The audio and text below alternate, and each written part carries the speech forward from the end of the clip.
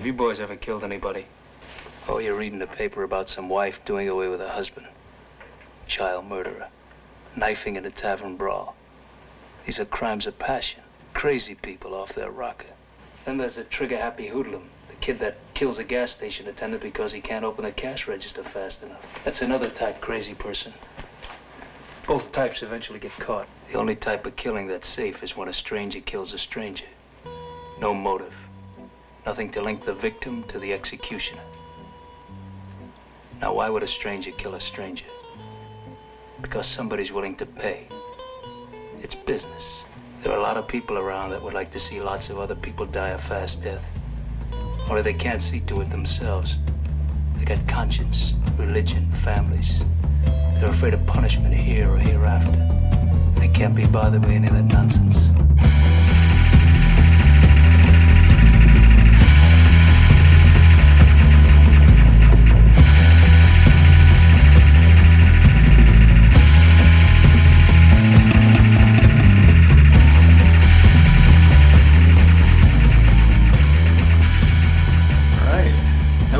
Welcome to A People's History of Violence, the podcast where we do deep dives into history's assassinations, affairs, assassinations, crimes, coups, conspiracies, cover-ups, terrors, and trials. I'm your co-host, Isaac. I'm your co-host, Peter. And Peter, where was I? Oh, yeah. We were going to talk about the actual content of the podcast. We're bringing it all back home, folks. Yeah, it's part 3, the final one. Yeah. The Clutter murders. We're not in Kansas anymore, Toto, except we are. Kansas, we're literally Kansas is the main thing here. So, listeners, in this episode, we hope to bring the kind of disparate and suggestive threads that we've built in the prior 2 episodes on this paradigmatic true crime required reading myth brought about by Truman Capote's In Cold Blood. We've tried to kind of pick apart the notions of guilt and innocence and evil and bring to the forefront like real factors that came out to play. The economics of the farms that grow larger and put out other farmers and make them kind of travel to the cities or wander around like itinerant drifters, quote unquote. The Kansas prison system with its own dark economy and deprivation and torture. But besides demolishing the picture that was given by the official story of the Kansas Bureau of Investigation and Capote and others, what we will be left with instead, listeners, particularly after examining the new evidence, is not like a less compelling, boring story in my view. In fact, it's far more interesting. If you look at the entire timeline of all the events that happened with this case, what you don't have is a romantic morality tale constructed out of facts. What you have is actually something like a real-life hard-boiled mystery with hired triggermen, secret affairs, shady insurance deals, and documented rough, shady, violent characters meeting in rusted-out cars and overcast sky fields. Switch cars, straw purchase guns, kidnapping plots. It's a slimier, grayer Hammett or Chandler. Although, Peter, you'd have to confirm the Chandler. I've only read Hammett. Oh, wow. Chandler. I'm a schmuck. Yeah. So I think the starting point for tying this all together is how our killers, Hickok and Smith, got to the Clutter farm in the first place. Right. Because if you didn't know it was there, it wouldn't necessarily be obvious. And that's exactly where we left off in last episode. Hickok, the remaining inmate at KSP Lansing, the Devil's Front Porch, had basically gotten a job to rob a house and get a safe from his cellmate at the time, William Floyd Wells, who will later become a rat and inform on these 2 guys. Although, there's worse ways to rat. Kill an entire family. For sure. But that said, how Wells himself got this information is actually not really illustrated in Capote, because Wells hadn't worked for Clutter for 11 years, hadn't been to the new house, wouldn't know where a safe was, and complicating things even further, there was no safe. But to even find that farm, Wells had to get the information from somewhere. And that missing someone The fact that another person would have had to have given that job to Wells is the first big clue in showing that this was a case of hired killers, that this was a job. Yeah, it's kind of it's an absence that's also a presence, right? Yeah. It's like how you could infer the existence of celestial bodies from how other smaller celestial bodies move around them, even if you can't see them.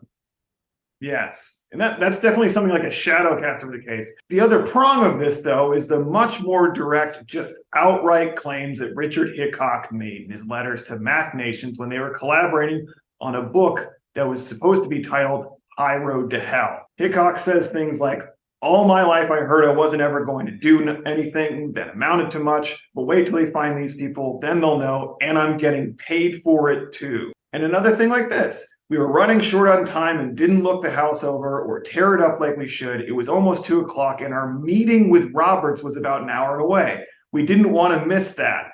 $5,000 is a lot of dough. These little excerpts, and there's more apparently missing besides, were repetitions on a theme that was in Hickok's letters, that he had a job, a meeting with Roberts, received diagrams from Roberts, and that the point of the job was, one, to get a safe, but also to kill Herbert Clutter, and that Herbert Clutter's family was collateral damage. Now, I would be the first to say, and I think and Peter agrees with me on this, that this upside down account of the crimes, if it just came from the mouth of Richard Hickok, fucked up as he is, an admitted liar, we would be right to completely discount it. After all, he said himself that he wanted this book to come out to give him money for an appeals lawyer, because those previous appeals lawyers weren't doing a good job. He wanted to hire one. So, and there's also like a completely distorted, macho, frankly, like sickening aspect to his letters. When he's recalling the stuff, he just talks about whether he has the guts to do this of just killing an unarmed family in their home. We're not fans.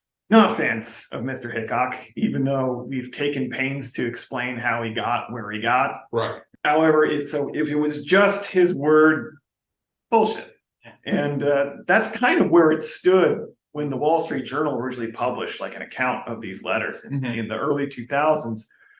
But rather, it's evidence that's in the Kansas Bureau of Investigation files, and particularly the investigative notes of Harold Nye and others, that peeled the layers back of years of myth making and show that there is actually real evidence to corroborate that this happened, namely sightings of the killers meeting up with a flesh and blood person, not a fantasy, before the murders, meeting up with them after the murders, on the route out of town, and being cited by multiple credible witnesses. So I intend here to make the case that this was a murder for hire gone bad. And not because it satisfies my own conceptions about why most crimes happen, that it's the dragging power of economic forces that pushes people in these situations, but because the evidence actually takes us to this kind of hard-boiled reality, even if it doesn't give us all the definitive answers. All right. Well, why don't we? So that's a pretty big claim. Let's let's see if I can back it up. Let's see if you can back it up. But first, let's kind of recap for the listener, because there's a lot of ins, a lot of outs, a lot of what have you. Yeah. In classic pulp detective novel fashion, what we've tried to do is link up these two worlds of high living, upstanding Herb Clutter living on his big farm, and these down and out, probably doesn't even hit it, below the dirt, brain damaged felons who end up getting brought on as his eventual killers. In the place where every world always Teilhard de Chardin said, everything that rises must converge. But I would say that when you're dealing with these worlds, these disparate worlds, it's where every world meets is at the failure point. Yeah, and that's exactly what that's well said. That's exactly the failure point here. So on our last episodes, we showed that Herb Clutter built up his very large operation farm in one of the largest in Holcomb, Kansas, in this period of agricultural transformation, where through government funding and networks of private banks and partnerships with government, farmers who were able to take advantage of that were bringing on lots of machinery, fertilizer, and so on. And if you didn't grow big, if you were too small and were reliant on muscle labor, mules, or couldn't get the credit, or you took too much risk and got bankrupt, you got out. And that is why the number of farms went down dramatically in the 1950s.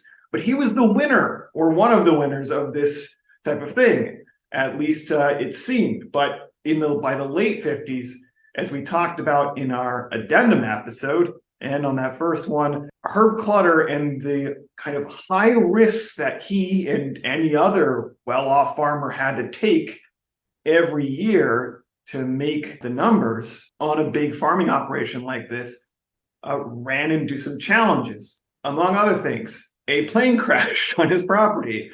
Some of his workers got into a multi-car pile-up lawsuit. And finally, a blizzard took out 1,000 of his sheep and or cattle. Added on top of all of that, the conservative Republican government in Washington, and with the Department of Agriculture headed by Ezra Taft Benson, even drier than Herb Clutter Mormon, wanted to pull what they saw as the socialistic supports out of farm pricing. And thus, Herb Clutter would have a really diminished, smaller check every month and every year for the crops and cattle that he put out there. So, facing this, Clutter hitting something like a financial wall, sold off at the direction of his friend, business partner, and banker, Ken Lyon, about a third of River Valley Farm. And that part has never been disclosed in Capote's work. Nevertheless, even after selling this off in the spring of 1959, Herb Clutter is still kind of under an aura of imminent doom. He's surly in the accounts of his own daughter's words. He's smoking, even though he believes that smoking is a sin and no one should ever do it, and no one's ever seen him smoking before. And even though he's been encouraged for a couple of months to do so, he finally takes out a life insurance policy with double indemnity in case he should, say, be murdered the day of his death, or rather the daytime before he died. It's with all of that in the background that we came across William Floyd Wells, who's a former employee of Clutter from 11 years prior. I think on an episode previous, I said 9 years by accident. From 11 years prior, he's one of these farm hands brought on by Clutter seasonally, but notably, as Gary McAvoy pointed out, though Clutter was running operations year-round, Wells didn't stay for that, and it suggested, and there's also rumors picked up by people like a used car salesman in Holcomb, Kansas, that Wells had been fired, and that he would just be among many employees, or at least more than a few employees, were fired by Herb Clutter for things as innocuous as drinking a beer. Or smoking. Or one can imagine with Wells, maybe indulging in a little light crime.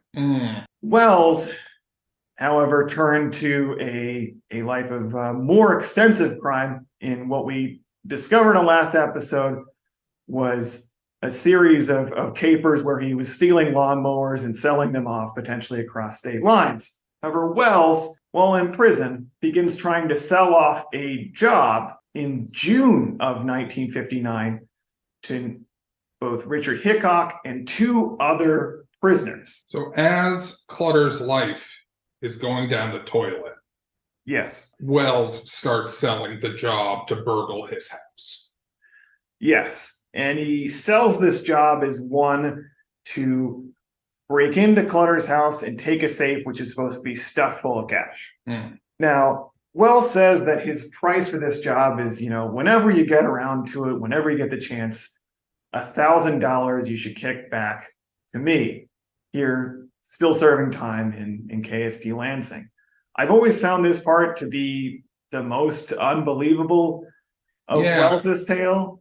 That doesn't seem like the kind of thing a criminal job setter-upper, which I feel like I should know the name for that, given that I've watched a lot of Michael Mann movies. But I figure, a jail-bound seller of jobs, a procurer of criminal talent would want something up front.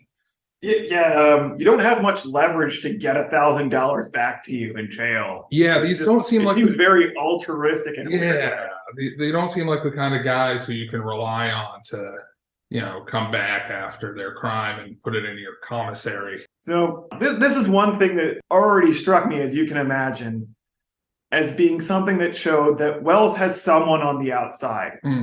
Someone obviously who gave him the information that could help Hickok actually get to the farm where he wasn't working at the time. He didn't actually go into that house. Worked for Clutter, but not in that place. And someone who could potentially have the leverage to actually get 1,000 to Wells for the referral, you might say. The finder's fee.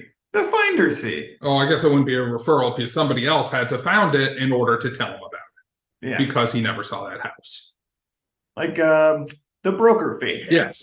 Well, Wells did find a taker on this job in the form of Richard Hickok. Richard, as we talked about last episode, was a hot car guy. He had gotten into both a few burglaries, but as was a bit kind of an extension of his family trade as a mechanic, he became a stolen car man, including taking them across state lines, changing plates. This was his specialty. He could boost a car, he could hotwire it, he could make it more anonymous. Hickok brought in Perry Smith, his former cellmate, who, with a much more violent past, including at one point he bragged about killing a black guy in Las Vegas with a chain, although Capote took pains to make that seem like it was cleared and not real.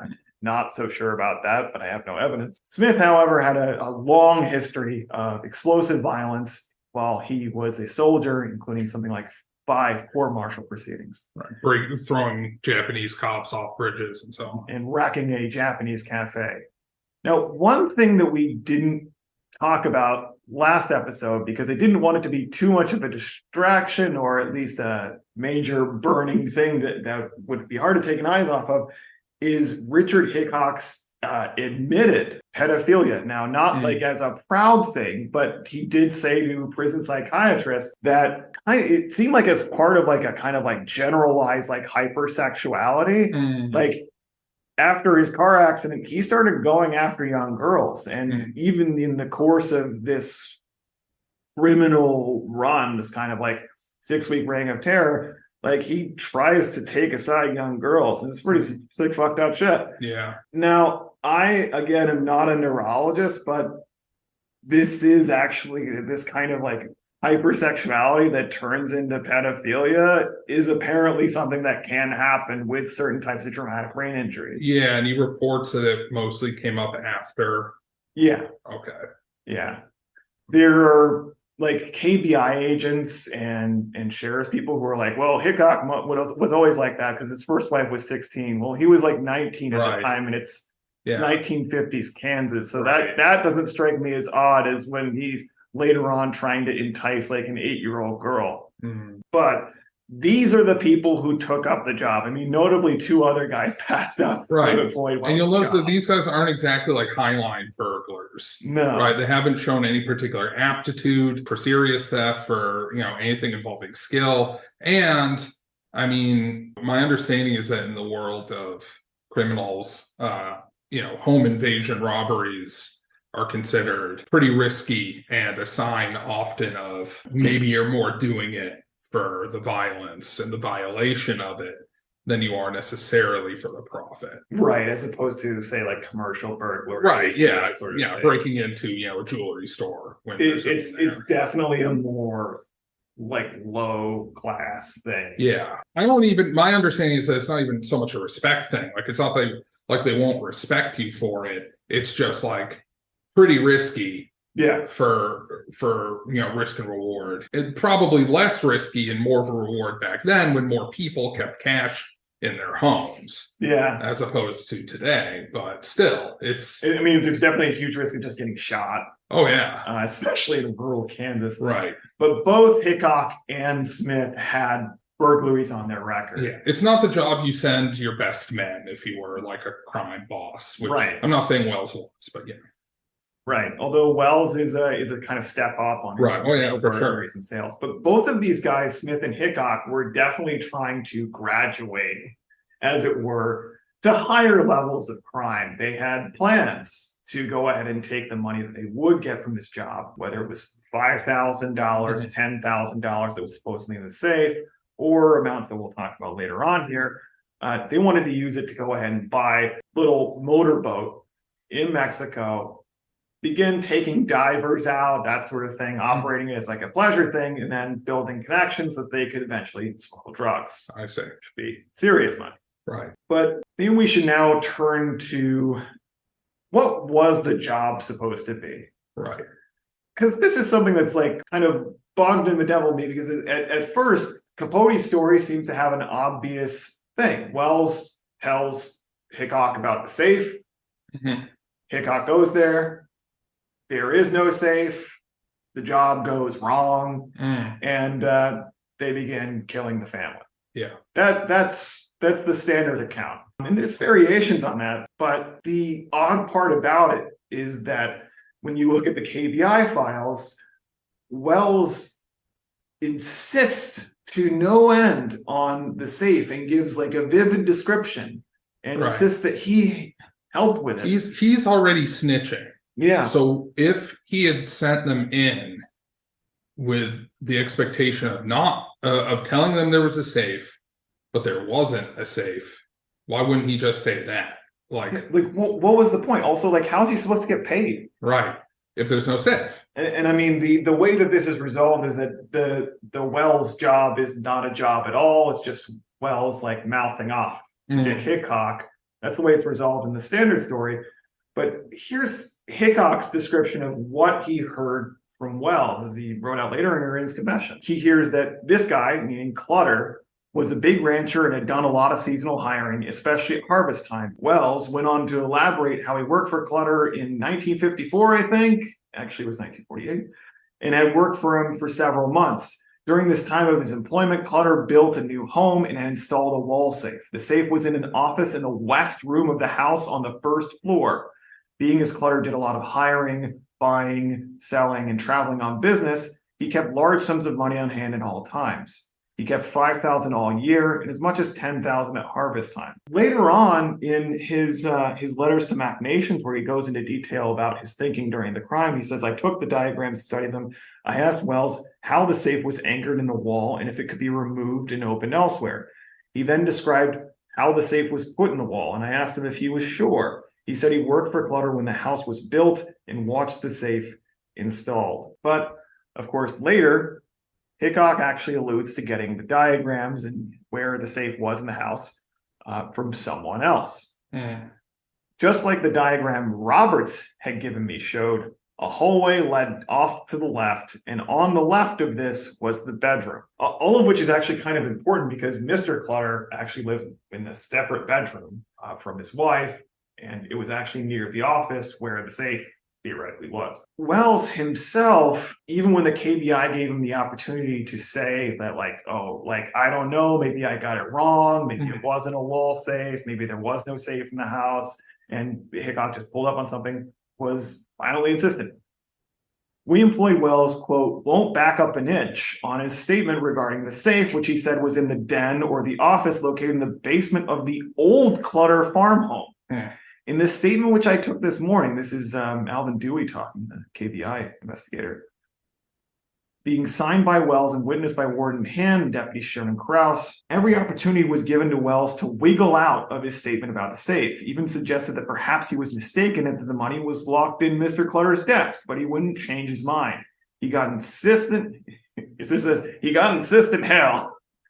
He got insistent as hell when I suggested he could be mistaken about the safe. And he says, now Vic Ursick, who's actually the head of all the farmhands on Clutter's farm, knows the safe was there, and if it isn't there now, he probably helped move it out, as Vic was going to move it into the house after the Clutters moved into their new house. So it's not just a vivid description of the safe. We actually have two different descriptions of the safe and where it is. Wells' description is all about the safe in the old house, which he couldn't have guided Hickok to at all. Right. And he's insistent on, this is what it looks like. It's this big, heavy safe that requires people to move. Hickok has this description of an entirely different safe from Wells. It's a wall safe that goes in. So I know this is a lot of confusion here, and what to make of this, I think, is obviously either there was a safe or there wasn't. Everyone who worked with Clutter said that he didn't actually keep cash on hand. He wrote out checks for absolutely everything, even down to as little as $1. But even if there was a safe, as against Capote, Wells could not have possibly known where that safe was in the new house, and could not have been accurate in giving direction as to where that was to Hickok. We actually know from Hickok's known kind of routing through the house that he went right this way. He went to Clutter's bedroom where he was sleeping, and then to the study. So he did know what the house looked like. Yes. I mean, the KBI investigators who interviewed him in Las Vegas when he's first giving his admissions confession were just astounded at how well he knew the house. And this is let's see, this is December 30th, 1959. So this is well over a month afterwards. Yeah. And he was doing that at night in the dark with just flashlights, and he knows the directions around the house. Now, if Wells made up the whole safe story wholesale, let's just say Wells just made up the story to kind of sweeten the job, right? He wants Hickok to go to the house for some purpose. Maybe he's mad at Clutter, he blames him for his alternative life. Right. Why insist on there being a safe to the KBI? Right? If this safe is just made up, why insist that he saw it down there in 1948? Right. I mean, it would seem that the accurate house information, at least as far as where to go within the house, would have had to come from whoever the source of the job is to Wells, and then from Wells to Hickok. And Wells maintained that he was the source of the job. Wells maintained that he was the source of the job, but that it was an accidental source, right? Yes. He was just talking. Right. And we can infer that there's another job source behind him due to all the inconsistencies in Wells's story in terms of how he would know the layout of the new house that he had never been to, how he was going to get his $1,000 after the fact, etc. Yeah, and not just the inconsistencies of the story, but the fact that someone was able to provide Hickok with this information. Yes, which he had no access to otherwise. And if it wasn't Wells, then it had to have been Wells kind of carrying that information to Hickok. If that info, at least would have, whether it's false or true, would have included that the safe was in the wall of the study. Yes. Now, there are a couple of scenarios, I think, that we could use to illustrate this. So suppose that Capote's wrong and that these people around Clutter are wrong. It's actually a little bit of a secret safe. Or it's a safe of things they don't want to talk about. Oh, you figure they would have combed the house in the investigation, and there'd be notes saying there was a safe, no? Yeah, no, you would figure that definitely if they found a safe. Right. But suppose that there was a safe and it was taken in the job. Okay. So this is counterfactual. Yeah. Okay. It's potentially factual, but let's just suppose. Let's just speculate. Let's just for a moment speculate, shall we? So if the job was for just the safe, to get it and then bring it to an associate, right? To crack it open, get the stuff inside. So there's one where the safe exists. Yeah. It was the job that Wells sent them on was legitimately to get that safe for the monetary purpose. Yes. And they didn't find it, or they did find it. Or they did find it. And then just killed the people anyway. Killed that family anyway, because they're crazy assholes. And then disposed of the safe according to the deal, or whatever else they would have done with it. Yeah, that would definitely be one scenario. And another scenario would just be a variation on that. Wells told them that there's the safe. He's really just relaying information from his own job source who knows where the safe actually is in the house. And the job is also to kill Herbert Clutter. The safe is just an extra icing on the cake. Yeah. A way to get them in there. Yeah. Right. Because it reminds me a little bit of the end of The Usual Suspects, where Kaiser Soze has them raid that drug dealership, against huge odds. There's tons of armed gunsels there. And he says, look, I'll let you off. I get the money, or I get the coke, you get the money. or whatever it is. And then, Gabriel Byrne is running around the ship being like, after he kills all those guys, being like, there is no cook. I've been in every goddamn ring. There is no cook. There is no fucking coke. Because, Kaiser Soze actually wanted to go kill a dude. Yeah, it was just about the killing. That actually is very close to a scenario that I'm about to illustrate. But let's still suppose the safe. You can cut my whole thing. No. To paste it to that scenario. Strongly. There is one more scenario where the safe exists, however, and that's suppose the safe existed in the past. Wells knows this, and whoever gave him the information of how to get around the Clutter house, someone who has more recent familiarity with the Clutter house, says, oh yeah, and there's a safe in there too, just like the one that you used to use, or that you remember, like Vic Ursick put it in back 11 years ago.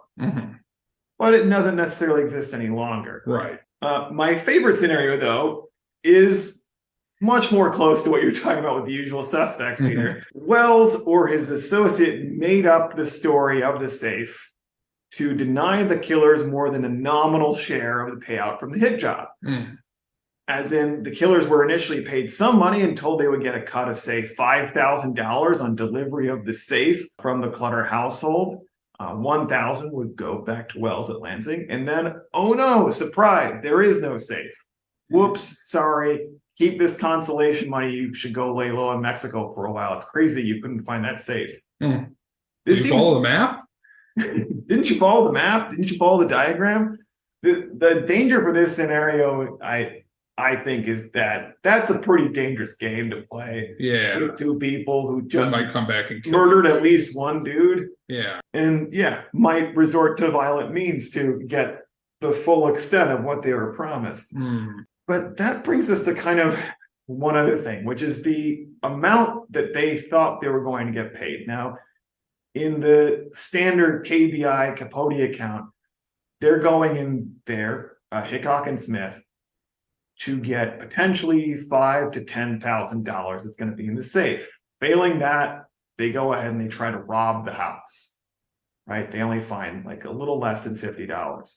But weirdly, this amount of $1,000 from the job, or that they were supposed to get, keeps coming up over and over. And it doesn't fit with either them getting a safe that has at least $5,000. It doesn't fit with what they said later on, which is that they only got $50. So here's what I mean. Before even leaving to go do the murder, before leaving Hickok's house, their family farm in Olathe, Kansas, and driving all the way west to the other side of Kansas where Holcomb and Garden City are, they said that they would be gone overnight. They're going to go visit Perry Smith's sister at Fort Scott, Kansas, on account of the fact that she was holding money for him, $1,500. He claimed this story actually to the KBI agents before they cracked him after bracing him, and he had him confess. When they talked to Hickok's family, they also said, yeah, he told us he was leaving to get $1,500 that Perry Smith's sister was holding for him. So sounds like they expected to get an amount of like at or in excess of $1,000. Yeah. And later on, at his parole hearing, he's been denied. He's obviously not going to get parole, but the parole board is the one who decides whether to recommend you for commutation of sentence. So Hickok, in I believe it's 64, is brought up before this parole board, and Smith is brought up too, though not at the same time. And they're asking him questions to see whether there's any mitigating circumstance that he shouldn't get hung. And on this last parole board hearing, where he knows they're not going to recommend him for anything, he tells them, and it's kind of surprising. It's like, why would he tell them this? That they didn't just get $50 from the Clutter house; they got $1,000 or around $1,000. And if how's that gonna get them to not hang him? What is the logic of telling the parole board? And if you're trying to show, and by the way, Hickok's story to the parole board, defense attorneys, everything else is, I went in there thinking that there was going to be a safe. There wasn't. Perry Smith, he's crazy. He just started killing everyone. I didn't know he was going to do it. He did it. I'm innocent. of everything except planning a robbery. Mhm. Right? That is his defense. That's also his mitigating circumstance defense. Mhm. And he's stuck by that story. But why then say, like, okay, I lied about something. We actually got a lot more money than I said. Mm. Like, why lie about that? And just putting it out there, it's possibly because it's true, Yeah. at least in some sense. And then just as a kind of added bit here, Hickok randomly, I believe this was either to Capote or Nell Harper Lee, who did a lot of, like, almost all of the interviews of the people around Holcomb, Kansas, and Capote just kind of read them. Capote didn't do a lot of those himself.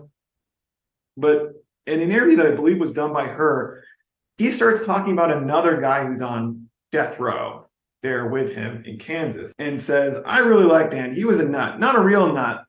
Like, they keep hollering about him. But, just goofy. He was always talking about breaking out of here and making his living as a hired gun. He liked to imagine himself roaming around Chicago or Los Angeles, machine gun inside a violin case, cooling guys. Said he'd charge $1,000 per stiff.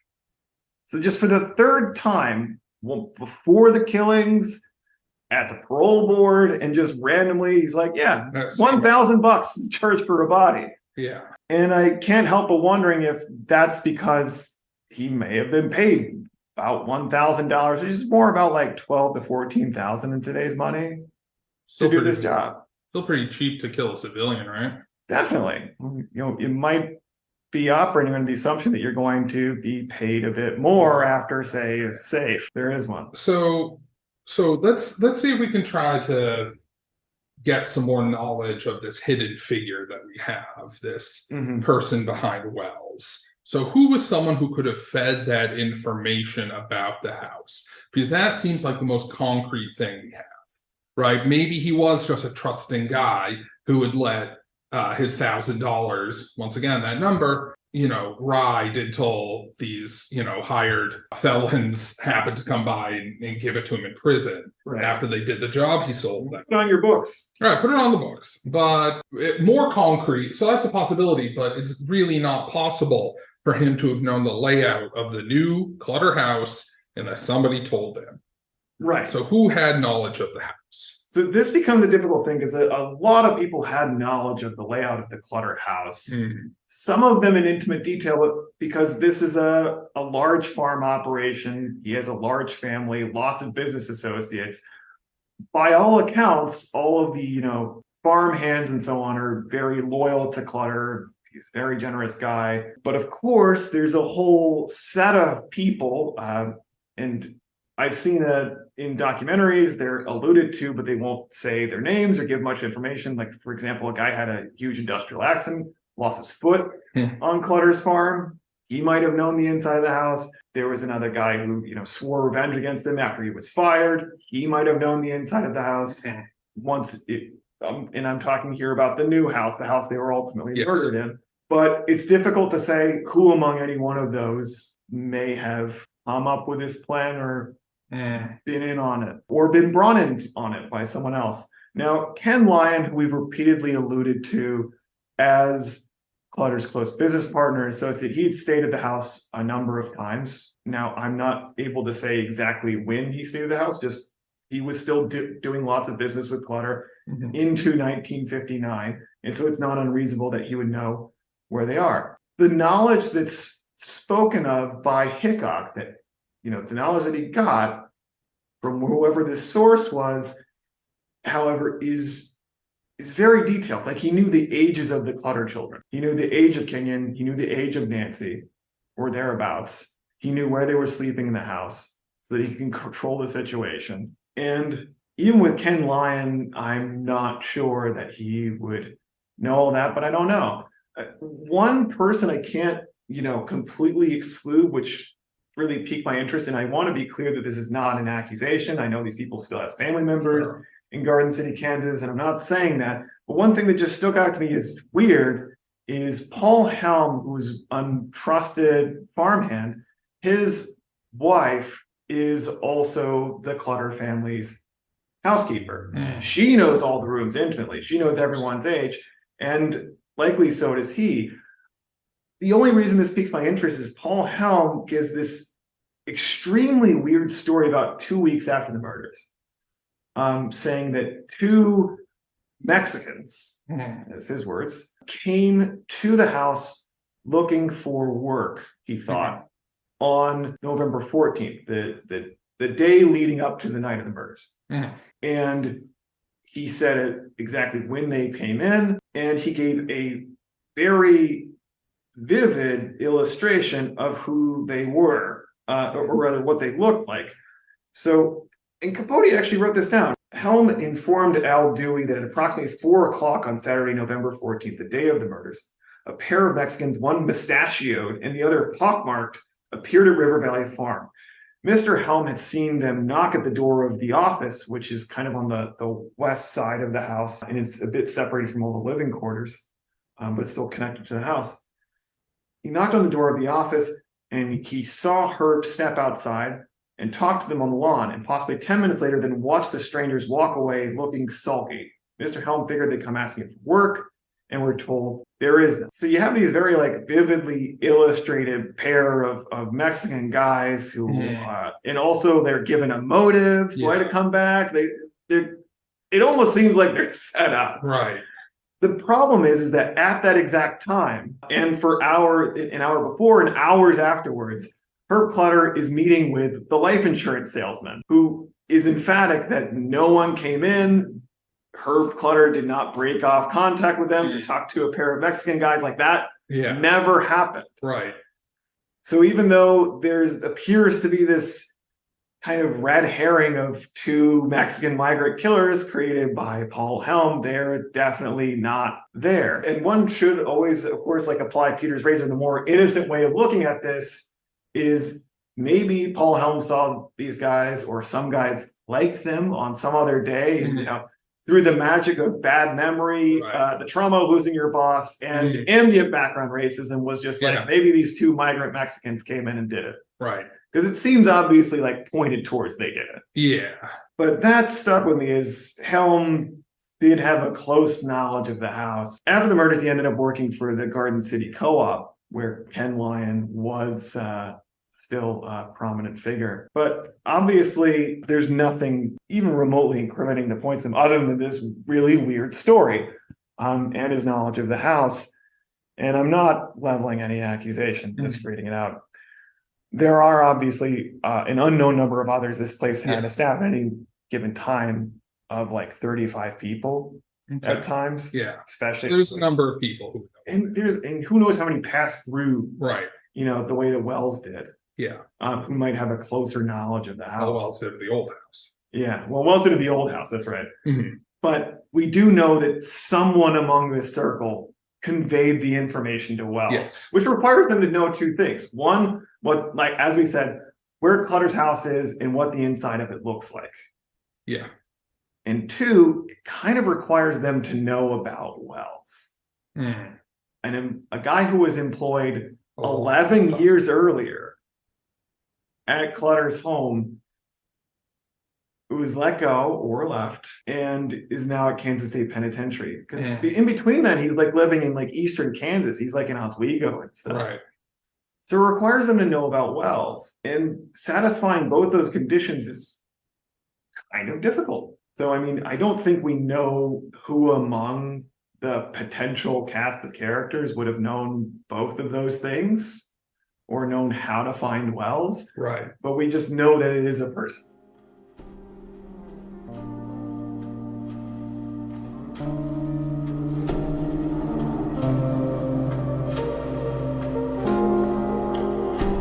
I wasn't born this way. I train myself.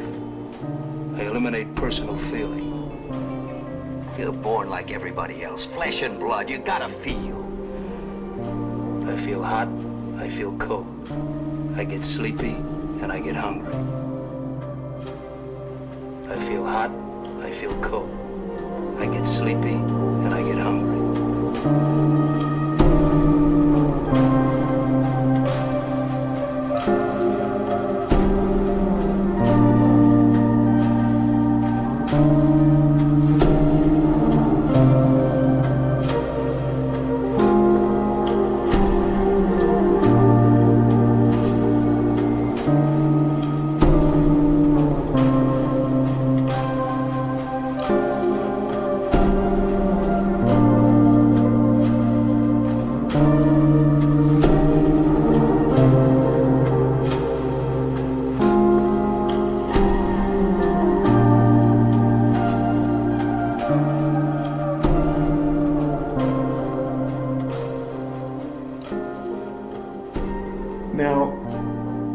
probably a good idea to turn here to how this played out.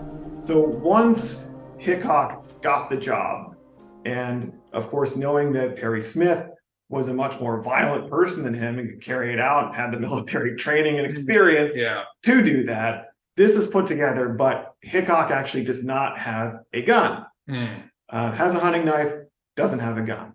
Very fortuitously, however, Hickok comes to acquire a 12 gauge Savage Model 10 pump action shotgun. And it's definitely made, it's a long barreled shotgun, definitely made for pheasant hunting. It literally has a pheasant emblem on the stock.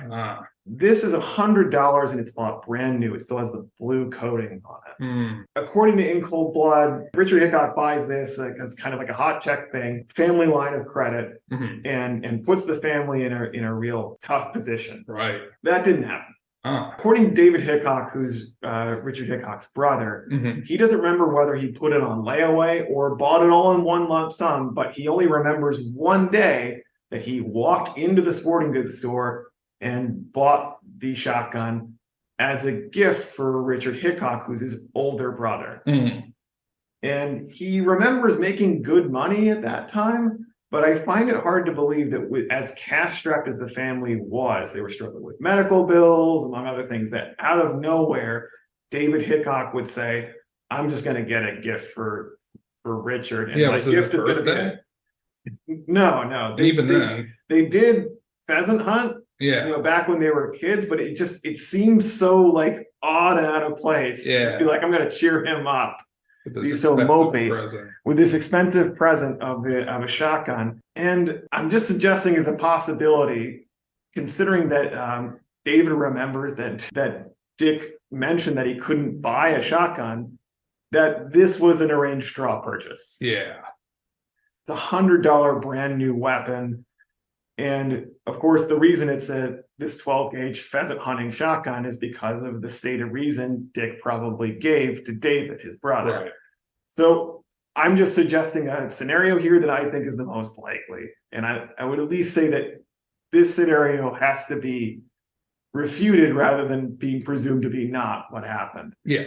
Richard said, I would like to go hunting with you, but I can't right now. I can't get a gun as I'm a felon on probation. Right. He gives David the money. Yeah. And I say this specifically because there's a passage in his letters where he says that he's really on the hook for having to go through with the Clutter job because he already spent some of the money. Gives David the money. David purchases the gun, and the KBI actually never ran a trace of the gun. Never found out who purchased it, never even tried. Right. And did you need to put down ID to buy a gun at that time? Depending on the state. Yeah. At 59 in Kansas, I don't think you did. Right, especially for like a hunting gun. But they could find out where it was sold from. Right. Due to the imprint serial numbers and the fact that a lot of shops would record it. Some were better at record keeping than others. Right. Obviously. And you figured David maybe wouldn't want to admit that he did a straw purchase for a gun that wound up committing the state's most famous massacre. Probably not. He still feels guilty about it to this day. Yeah. Even though it's not his fault. And it's a little bit less bad if you say, okay, I got it as a present, as opposed to I was trying to circumvent my felonious brother's inability to purchase a gun for himself. Yeah, and to be clear, it does, just with the type of gun that he got and what they initially used it for, they really did go pheasant hunting. Yeah, sure. It seems obvious that he didn't know. Yeah. No, he didn't think that he was buying. Yeah, I'm not trying to make implications on him either. Just saying, Yeah, David does have a memory of Hickok saying after the purchase and after he started practicing with the shotgun in the backyard, maybe our money troubles are over. Of course, with Richard Hickok still existing medical bills from his car accident and their dad's mounting health problems and his inability to work much more. That hit home. But of course, at that time, David was like, what's it going to do with this? Right. Now, they did take this shotgun and they actually went to Western Kansas. Now, they went way west of Olathe where they live, and to the area of Kansas where Garden City is, but a bit north of there to go pheasant hunting, as they did back in the day. And they did that in fall of that year around November. which places them kind of in the area for the next component of this plot, which I like to call the pre-murder meeting. Now, I'm reading here from a KBI report that was conveyed to them by the Garden City Police Department. And I need to emphasize this. At this time, there was no description of Hickok, no description of Smith. There was no description of the car that they were in. There's nothing to contaminate these witnesses. So this guy named Andy, name redacted to this day, of Garden City, contacted Captain, also name redacted for some reason, on November 18th of 1959. That's just 3 days after the murders, and advised that on November 11th, 1959, 4 days before the murders, he was hunting pheasants with a friend south of Holcomb, Kansas. And that at around 4:15 p.m. on this date, a pheasant flew across the North River Bridge, and they observed an old beat-up Fleetline Chevrolet parked just north of the Holcomb Bridge. This car was a faded color, had a black license plate, and it contained 3 rough-looking individuals. I'm not going to read on this whole thing, but to summarize a little bit, these guys see the pheasant flying by and assume, oh, these guys are scouting out for pheasant. We're going to let them get this one. They come back, and these 3 rough-looking individuals are still sitting in the car in the middle of this fucking field, which, as you can imagine, becomes to look suspicious. If they're not there to hunt pheasant, they're just sitting, being surly in this car, what are they meeting there to do? Yeah. That's just south of the Clutter farm. Now, as it happens, Hickok's car at this time, and the car that they used to drive to and from the Clutter home, the murder of the family, was a Chevy Fleetline. And it was a very late model, faded and rusty in the sun. So then the next problem is, of course, okay, who are they meeting with? Because it's 3 people, not just Smith and Hickok. Yeah. Could this be whoever was setting them up to do this job, basically? Right, because it's not Floyd Wells. He's still in Lansing. Yeah. So it's someone they're meeting with on the outside in a place that neither of them has ever been before, that is just south of the Clutter farm. Now, I'll say this with a bit of a caveat here. We don't have a close description of what any of these guys look like, so we're not able to say, like, oh, this definitely was Smith and Hickok. But it is Hickok's car, or apparently it's Hickok's car. The same type of car. Yes. Same make, model, color. Yes. Now, 4 days later, of course, the murders happen. At night, they arrive, and we've talked about this on episode 1 and talking about the KBI scenario, but I just wanted to go through some aspects of this crime that really suggest something wrong with the theory of the KBI and Capote. And Smith says in his letters to machinations, he, quote, had to make it look like a robbery. And this is, of course, in keeping with the scenario that he's a hired killer, wants to make it look like some schmuck came in, burgled the house, and killed the family. But in keeping with this, the only robbery that happens at this house of cash is stuff that is done almost theatrically and in plain view. Clutter's empty wallet is left in plain view on a bed. The purse, I believe, belonging to Bonnie is robbed of its cash and is laying open on a table. And conspicuously, their jewelry is not taken. And this has led people to kind of really read into this, almost like the way they do with the Manson murders, like maybe this wasn't about robbery. Maybe it wasn't about a safe. It was more about like their deep, dark, sick desires. And maybe, but like the official story and even how this all came about is for money. So why are these items just robbed and left in plain view? Yeah. As if to say, this is a robbery. There were 2 items that were stolen, though, which are rarely remarked upon other than to say these were the 2 items that were stolen. A transistor radio belonging to Kenyon, the son, and a pair of binoculars. And I don't think these were just like stolen randomly to like hawk off later, although they did hawk them in Mexico. I think they took them because those serve a very useful purpose if you're 2 killers, which is on a radio, you can hear if there's news reports about you. Yes. And what's being done. And on binoculars, you can see if people are far away. Yes. So if they're just 2 items that are pretty damn useful if you just committed an act of murder, right, and believe the heat's on you. Or maybe you don't know that transistor radios are different from like CD radios. So you think you can like listen in on what like the scanning calls are. the police. Yeah. Yeah, maybe. Which, for all I know, transistor radios can do, but it doesn't seem like if I couldn't figure it out. Well, It's definitely not a police scanner, but at least Yeah. you'd be able to see like when it was reported, right? Right, but they presumably they're going away in a car and could listen to the car radio. Maybe not all cars had radios back then. Yeah, I don't know that this Chevy Fleetline had a radio, Okay. but maybe you're right.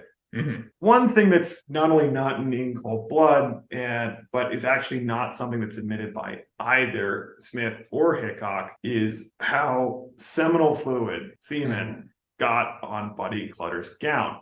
This is something that even the KBI puzzled over and thought that they had messed up, that they thought it was semen, it was actually something else. Because there were no signs of sexual assault, not only on Bonnie Clutter, who, as we know, was older, had become a recluse, but there wasn't any sort of sexual assault on Nancy Clutter either, who Hickok, for his part, and in the sickest way possible, said that he had intended to rape and that Perry Smith stopped him.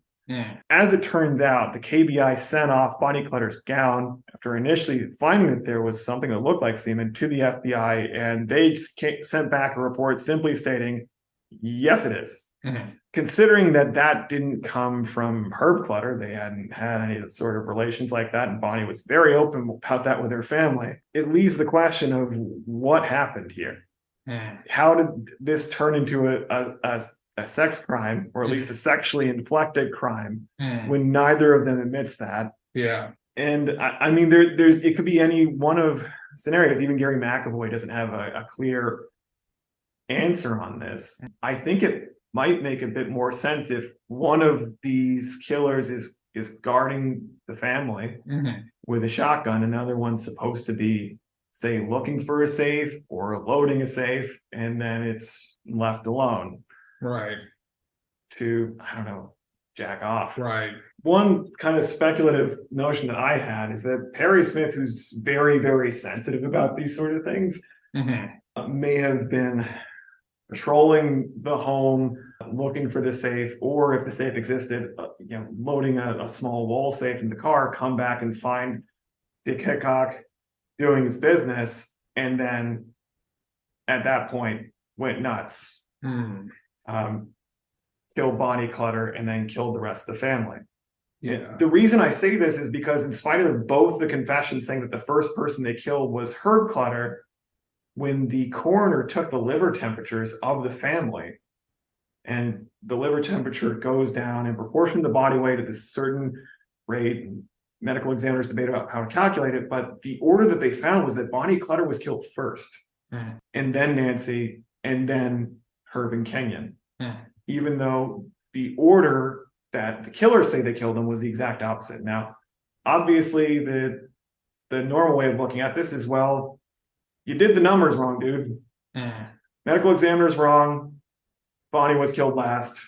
Well, why would they say otherwise? But maybe one reason they said otherwise was how the explosive moment of the murders came about was, or at least when they came about, had something to do with the semen on her gown. Yeah. Now, that said, there's a complete consensus that the way that this crime became not one of just killing Clutter or robbing a safe, but became one of killing the entire family, was that they had agreed to leave no witnesses. Now, Hickok said that he and Perry Smith decided this while they were at the home, just like spur of the moment, decided there were no witnesses. He said that in a letter to MacNations. At trial and everywhere else, he said that Perry just went nuts. Perry Smith said for his part, that he didn't expect that they would have to kill him, but that Hickok told them to. And they may have even just kind of like blanked out as he did it. Hickok's brother, and he may have been influenced by reading In Cold Blood for one thing, remembers him having just gotten the gun, saying no witnesses in kind of like a macho style while cocking the gun. I mean, what I lean towards, honestly, is that Hickok always planned on there being no witnesses. Yeah. And I do actually credit putting that, but also I think that Perry Smith also planned on there being no witnesses. Yeah. Because they did this as a cooperative thing the entire time, in terms of Perry would shoot the shotgun at close range on these people, and Hickok would be picking up the shell as he pumped it out. Yeah. And then they went to the next room. It's not like either of them didn't know what the other one was doing. Right. Yeah. I mean, it seems like given what we know about them, this is the kind of thing that they would converge on. Yeah. And I mean, the thing is too, is if this was, as I think, a murder job from the start, it's one thing to leave witnesses for a robbery, Yeah. for a safe, Mm-hmm. and just try to get away as they're hogtied. It's another thing to leave witnesses for a murder. Yes. And that's actually one of the bigger things that militates in favor of this having been a murder job the whole time.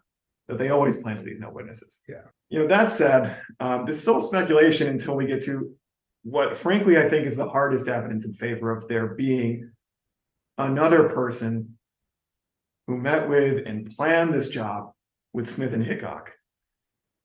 And that is the sighting of them in Cimarron, Kansas. Now, Cimarron, Kansas is just east of Holcomb and Garden City. Mm-hmm. If you're driving along the road to try to go through Dodge City and then off east all the way to Olathe, Kansas, you will pass through Cimarron, a very, very small town. Even by Kansas standards. Even by Kansas standards, it's a small town.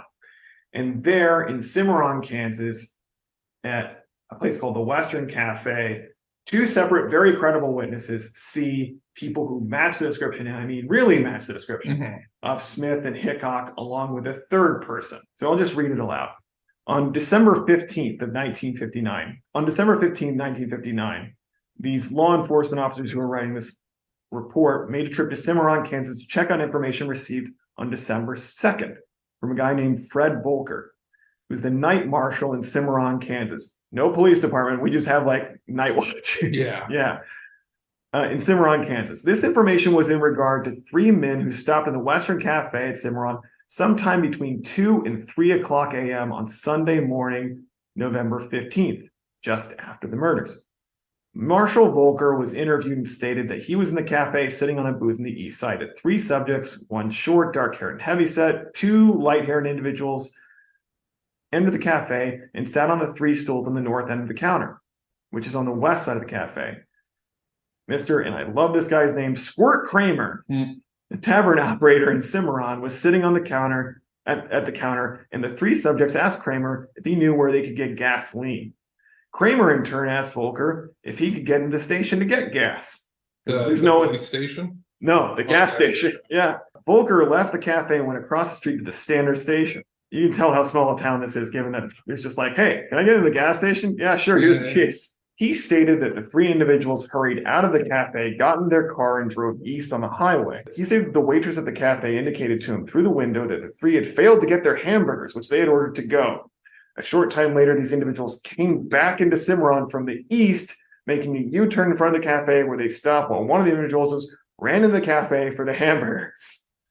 Volker jumped the driver about making the U-turn, but the driver said that he was not from Cimarron, so didn't know there was a law against making a U-turn in the middle of the street. Volker said that these subjects were driving a 1949 or 50 Chevrolet two-door Fleetline sedan, dark gray in color. Just like at the pheasant hunting sighting, and just like Hickok's car.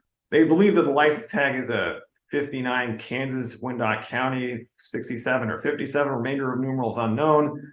But I would say to you, listener, in case you're about to look up stuff, Hickok switches out a lot of license plates. He's a hot car guy. Yeah. We talked to Mr. Squirt Kramer, and his story was substantially the same as related to us by Mr. Volker, the night marshal. One of the individuals had a scar on the left side of his face, just like Richard Hickok. Both Kramer and Volker indicated that the dark, heavy-set individual had a bad leg, which they thought to be artificial. They indicated that they observed this individual limping and saw some type of harness under his clothing, which made them think the guy had an artificial leg. Volker indicated that all three of these men were rough-looking and had a dirty, unkempt appearance. They were bad dudes. Yeah. Now, the KBI went back and got a more extensive description, including that the individual who was one of the individuals who was more light-haired had this ducktail haircut and the scar, which is exactly how Richard Hickok looks. So in other words, we have three guys, one of whom is kind of heavy-set, smaller, and has a bad leg. That's Perry Smith. Yeah.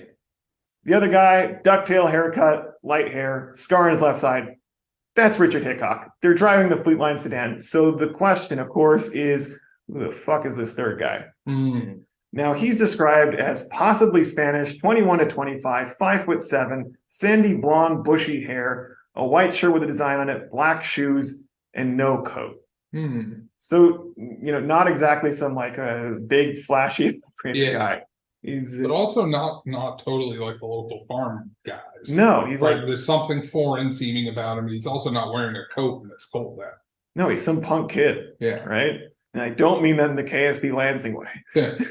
I'd say there's like a few important points from this sighting. There's two separate, credible, uninterested witnesses who corroborate each other, and this sighting was before Hickok and Smith were arrested, with no description of the suspects going around the public. Squirt Kramer actually became sheriff of Cimarron later on, I guess when they got a sheriff's office. Two of the three men match non-generalized, unique descriptions that tack on to Smith and Hickok. The car matches the description of Hickok's car driven at the time, the Chevy Fleetline.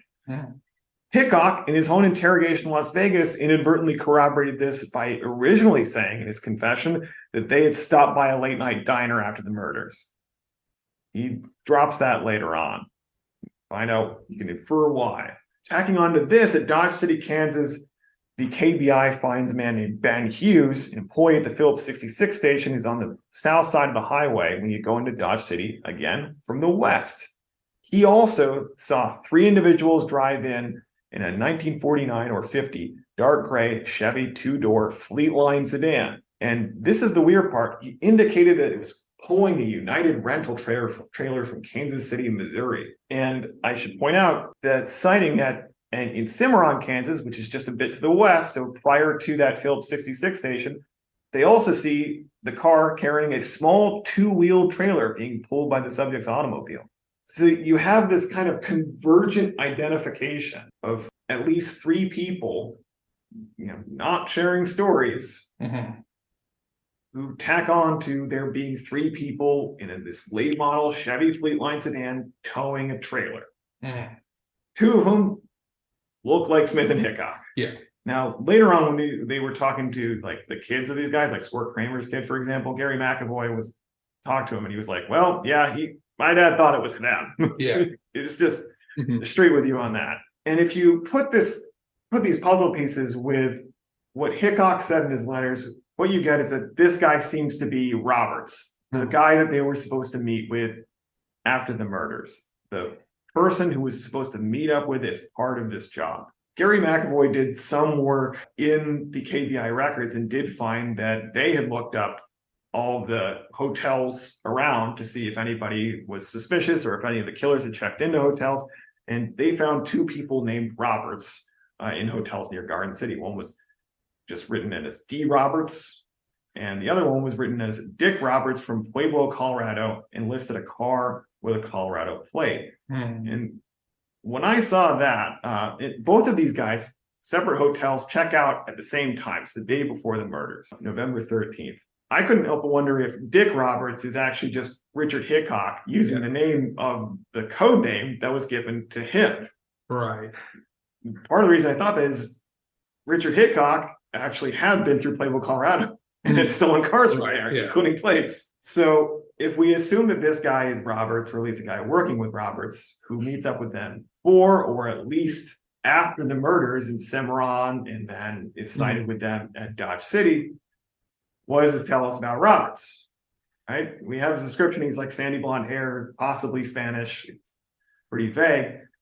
But what we do know is that he had a prearranged meeting at or near an all-night diner. So they have prior contact with this guy, either remotely, like on the phone, letter, or in person. Roberts has no car at the diner, and he entered with Hickok and Smith and left in their car, and he obviously wasn't brought onto the scene of the Clutter murders, so he had to have been driven to the diner by someone else. Right, and the diner's not exactly in a location that somebody's going to walk there.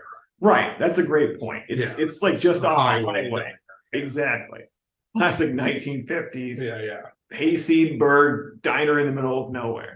Hickok and Smith then drove Roberts to the Dodge City area. And this is a part where, again, I'm confessing that I'm speculating, but given his age 21 to 25. Mm.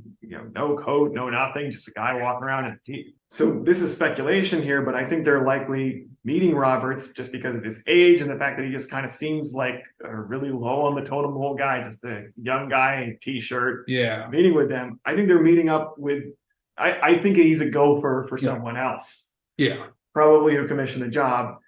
And this seems to me just to be a good criminal practice when you're dealing with two people who just killed or even just robbed someone. And they're kind of loose cannons. They're loose cannons, they're two felons, which is to send this kid out, confirm the job's complete, and then to tell them where the meeting location is. Yeah. Which wouldn't be surprised if it's in Dodge City. Yeah. The rented trailer and safe, which seems to have really been attached to the car, was one that I found strange again that neither of the killers mentioned, because that seems to be the thing that you would definitely want to bring along if you're trying to get a safe.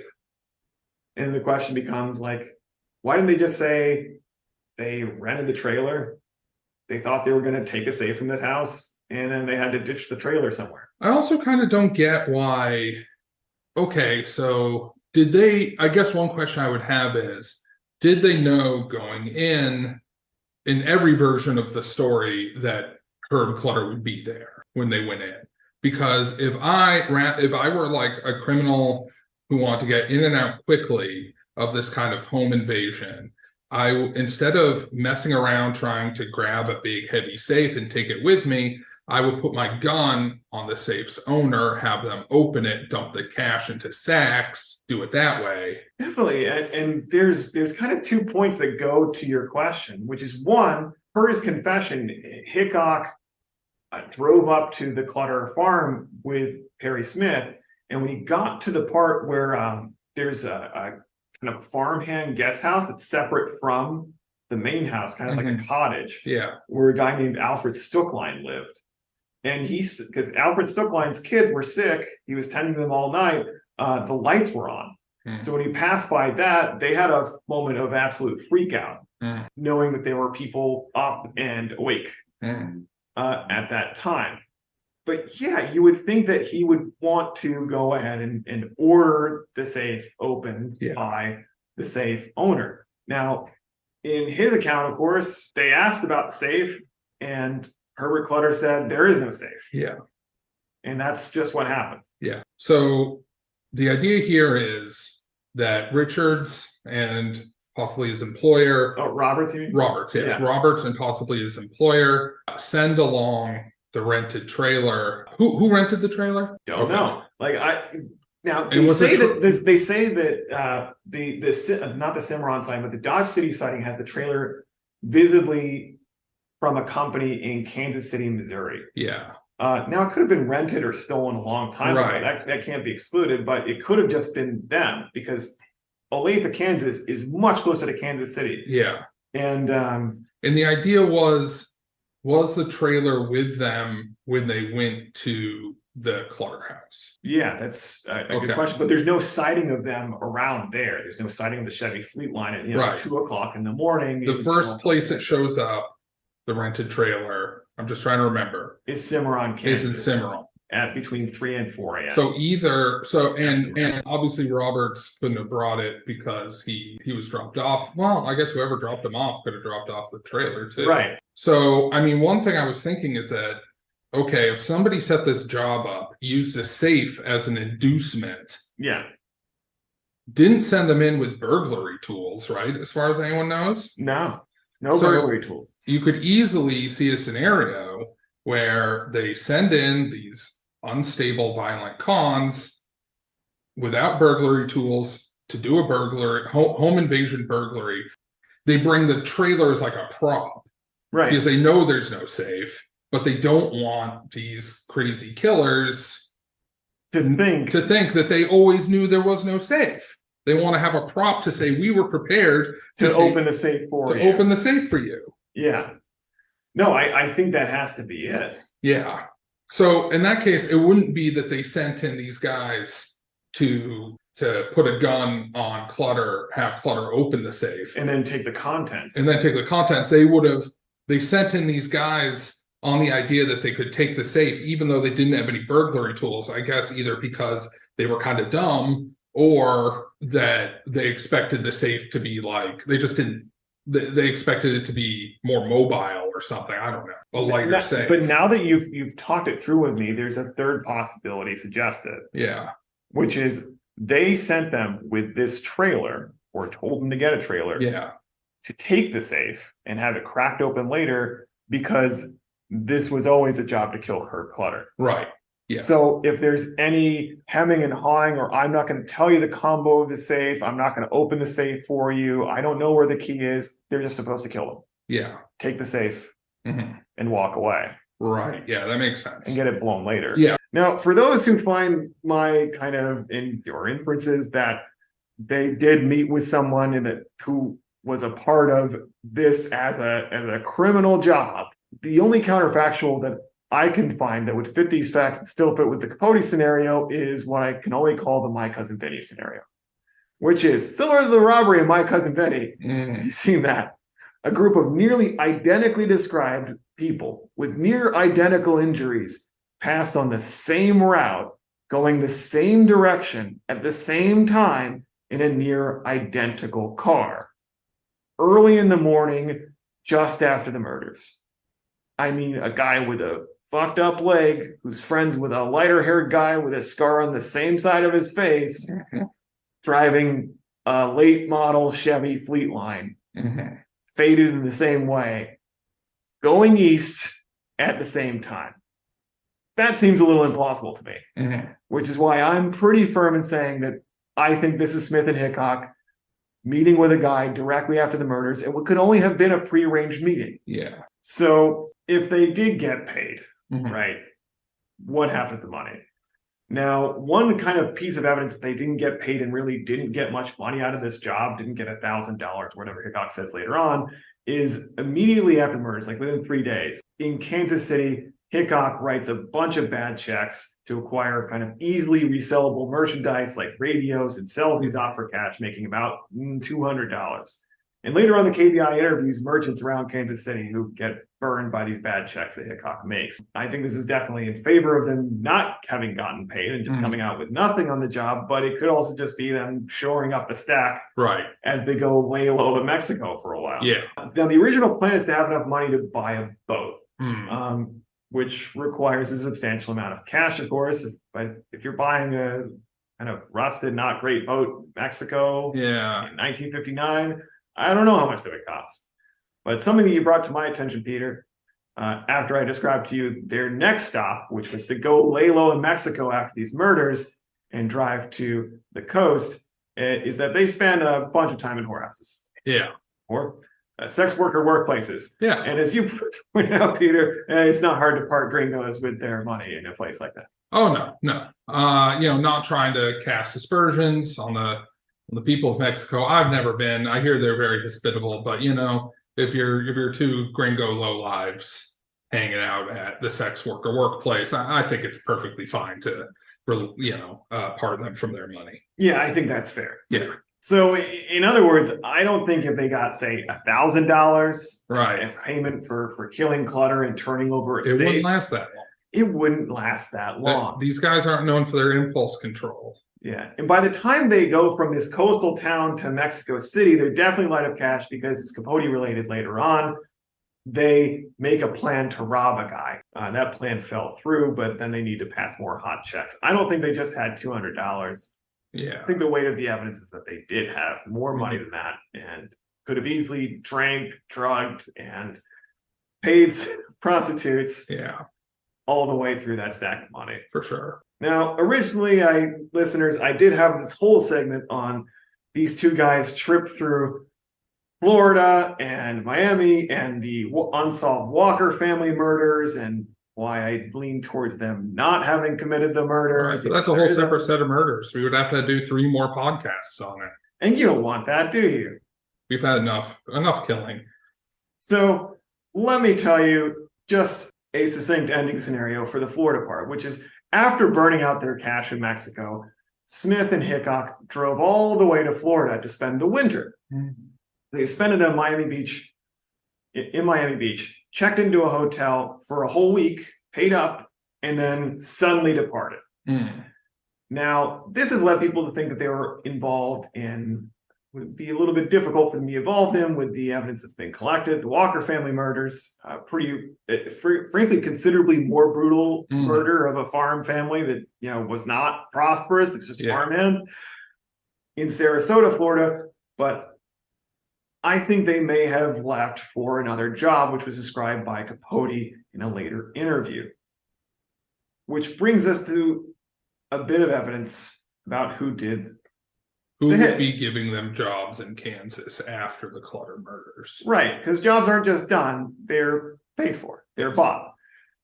Capote said in a later interview in 1967, Smith and Hickok had 2 other murders that aren't mentioned in the book. Neither of them came off. One victim, which we just talked about, was a man who ran a restaurant in Mexico City, a Swiss. The other victim was a man they didn't even know, like the Clutters. He was a banker in a small Kansas town.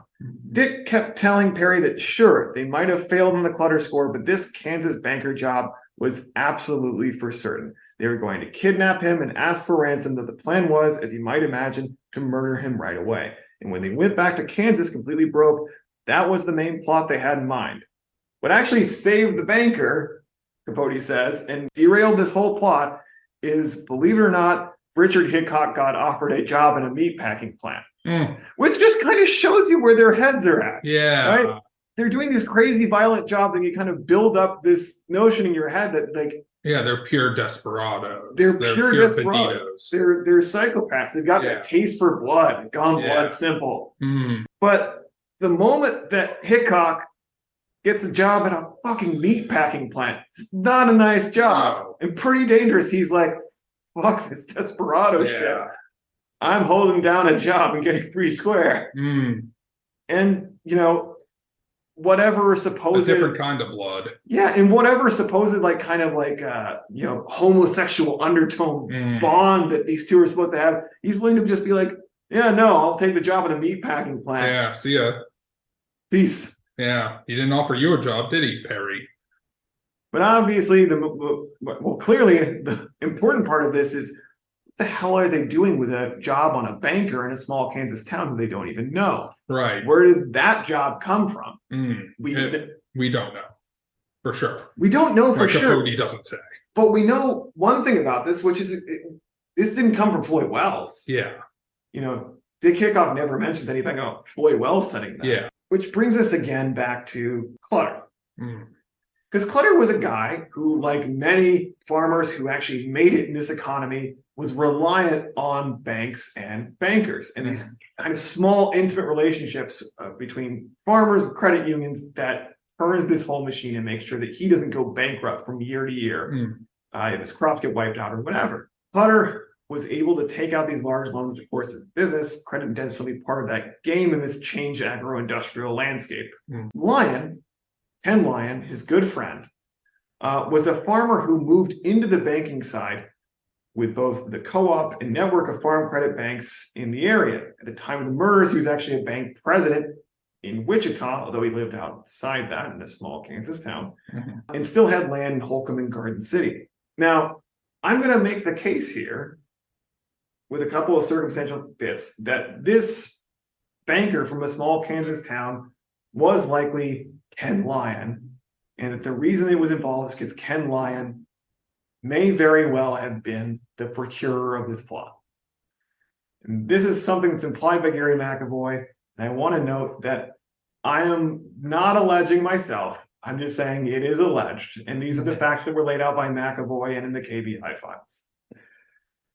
Clutter's debt, admittedly, was owed to unknown people. We know that he had a lot of it. It's hard to see, from my point of view, how Lyon was not one of these people, because he was Clutter's longtime business partner. In fact, at one point, he owned over 400 acres of River Valley Farm, Clutter's owned land. Lyon had actually been the one to advise Clutter to sell off a third of his farm due to the financial straits he was facing in the lead up to the murders in spring of 1959. So what interest or leverage would he have if he wasn't one of Clutter's major creditors? Yeah. Now, if, as seems just a apparent to be the case, the Clutter's farm was facing decline. He would be default on loans from Lyon, and the most valuable asset he had, his farm, would slowly be parceled off and sold away as he continued to maintain his family, his lifestyle, continue to try to farm on it. And in other words, ruin for Clutter might turn into a bad thing, if not ruin for Lyon, his banker.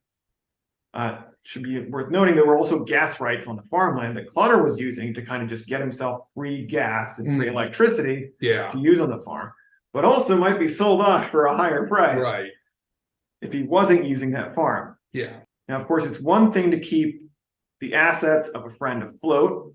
It's another thing if your so-called friend is having an affair with your wife. And what we know from the KBI files is at least since 1957, or possibly just in 1957, Clutter was seen smooching with, dancing with, and going off to a hotel room with Ken Lyons' wife, Mildred. Lyons was the executor of Clutter's estate in the event of his death. Now, for our listeners who haven't been involved in trust and estate stuff, the first thing that gets paid out of the estate, as far as the court's concerned, are the debts to creditors, unless it's protected by law, like a homestead law or something like that. If you were alive, you can pay yourself and your family first and kind of decide which debts you're going to pay. If you're dead, it is the bank and the creditors that get paid first, even if it means selling off and auctioning off your property to do it. So this is the theory. This is the hypothesis, because this is a way out of a financial bind for Lyon by a guy who used to be his friend and slept with his wife. Lyon decided that if Clutter died, he could, as executor, liquidate his estate and get rid of the slow motion defaulting loan, toxic asset that was a problem, and also a problem in his own marriage, by paying it off with Clutter's own estate. Lyon would likely know the layout and so on of Clutter's home. And if we're to envision this scenario, the way I see it is that he would have had to contact some type of like sleazy PI type. I got a job for you. Well, if it pays right and it's legal, I'll do it. It's not strictly legal. Well, pays right, I'll do it. Who would have looked around for people who had a grudge against Clutter or who might want to take up the job to farm it out himself. And Floyd Wells' name came up either from Lyon or from other people he talked to as someone who might be willing to do that. Finds Floyd Wells in KSP Lansing and gives him the job. And then in this version, is he the one, this cutout, who makes the hit on Lyons that brings Hickok and Smith back to Kansas? On the idea that, you know, the Clutter murders could be traced back. It's hard to say, but it does look like it's a tying up of loose ends, right?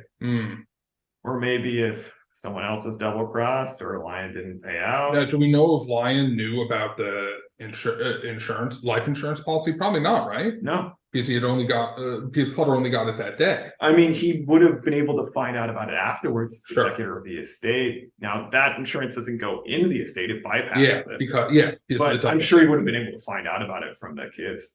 So who did that life insurance wind up going to? It wound up going to Clutter's eldest two daughters. Right, because they were still, there was other people. And they obviously are completely cleared of involvement. Or are they? Sorry. Now, obviously, I would find it hard to countenance the Lyon theory. There's no history of violence or plots or anything like that. And frankly, just to be honest with you, rich people often don't do this type of crime. Right. But professional killers have been hired before for less. And I would find it hard to countenance the theory were it not for the fact that what else is there to draw these two men into a small Kansas town to kidnap a banker? Right. Extort him and kill him. Yeah. Now, there's of course the possibility that there's an unknown party with a grudge against both Clutter and Floyd Wells, say someone who's just really pissed off at the Garden City Co-op. Right. Can't discount that either. No. But they would still have had to kind of fulfill these requirements here to get somebody who knows the inside of the home, knows the ages of the kids, and knows about Floyd Wells to get him the information. So, like I said in the beginning here, we've stripped away, I think, the true crime narrative, the mythological narrative, as I like to think about it, that this is just a case about evil mixing with desperation. Evil Hicks Driving around the country doing evil. Something about losers. Yeah. And what we're left with here is something very much motivated by material considerations. But try as we might, I don't think we're ever going to be able to find who the actor was, like who pulled the strings. We just know that there is a connecting thread. And that usually these connecting threads come down to, if not direct monetary relationships, then at least something to do with one's material stake in their own survival and in the community. Yeah, because what brought Hickok and Smith to there is that they were so broke that Hickok was willing to take a job at a meatpacking plant rather than continue doing this gangster shit. Yeah. And from the other point of view, you have a different kind of desperation of a highly leveraged farmer. Wound up so tight for so long. And it paid off so much until all of a sudden it didn't. Exactly. Yeah, I just want to note that, the KBI for their part in this, and this is something that I was really conflicted by, and maybe we'll conclude on this, but the KBI for their part in this kind of treats this as an incontested myth. It's just a recruiting tool for them. It's a publicity tool. We got them, etc. But they use that to actually block a lot of people, including Sarasota authorities, investigating whether Smith and Hickok had handed stuff there, whether to clear them or not, just to shore up a true crime story. So there's real consequences of this myth, which is we can't approach this like the scientific detective, right? We can't approach this like the Continental Op because that wall of myth, a lot of people have a grand interest in it. Yeah. The sad thing for me is that if you look at these files, you can see really patient civil service work done by public civil servants for, pulling midnight hours. I mean, Harold Nye was actually a full-on narcoleptic detective who's pulling all these hours, going out to bumfuck places. You mean insomniac? No, I mean a narcoleptic. He would fall asleep at the wheel. Oh no. He was pulling these hours and going out to places like Cimarron, Kansas and stuff like that to check out every single lead he could, only to have it be sealed up and locked away in a file just so that the official truth can be this thing dreamed up by the New Yorker. All right. So on that note, listeners, I hope you enjoyed this. It is a mystery. We didn't solve it. No. Surprise. But we kind of unsolved it. Yeah, that's just as good. That's just as good. Till next time, listeners, subscribe to us on Patreon, patreon.com/people's history of violence. See you next time. Bye-bye. Stay sexy, don't get murdered.